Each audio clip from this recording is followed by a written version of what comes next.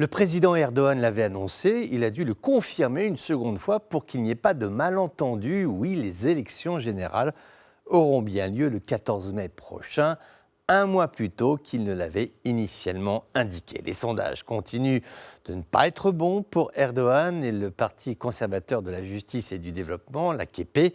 Le résultat de cette présidentielle déterminera si le pays s'oriente vers une voie plus laïque et libérale ou s'il reste sous la coupe de Erdogan et de sa diplomatie pour le moins énergique. Le président s'était déjà déclaré, il y a plusieurs mois, il avait déclaré lors d'un voyage dans sa région natale de la mer Noire qu'il demandait de l'aide à son peuple une dernière fois.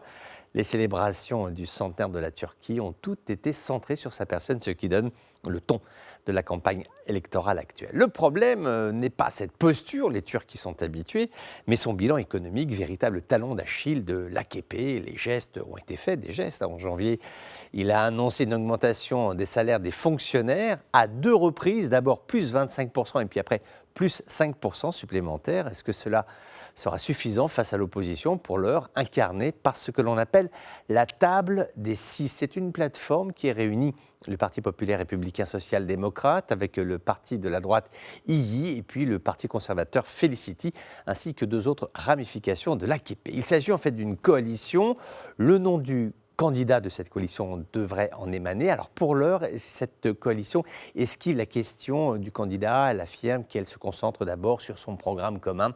Cette coalition a promis un retour au système parlementaire, la restauration de l'indépendance de la Banque centrale et des autres agences économiques du pays, ainsi que la liberté du pouvoir judiciaire. Le coup dur pour l'opposition est cette condamnation prononcée voici quelques semaines. Un tribunal a condamné le très charismatique maire d'Istanbul, Ekrem İmamoğlu, à une peine de prison pour avoir tenu des propos insultants alors qu'il faisait campagne contre Erdogan. C'était aux élections locales de 2019. İmamoğlu ne purgera pas sa peine de prison car elle est inférieure à 5%, mais cela l'empêche d'exercer des fonctions publiques et politiques pendant la durée de sa peine, à savoir au moins 2 ans. Si cette décision est confirmée en appel, cela signifiera que l'opposition turque va perdre sa figure emblématique, un homme habitué à ferrailler avec le président.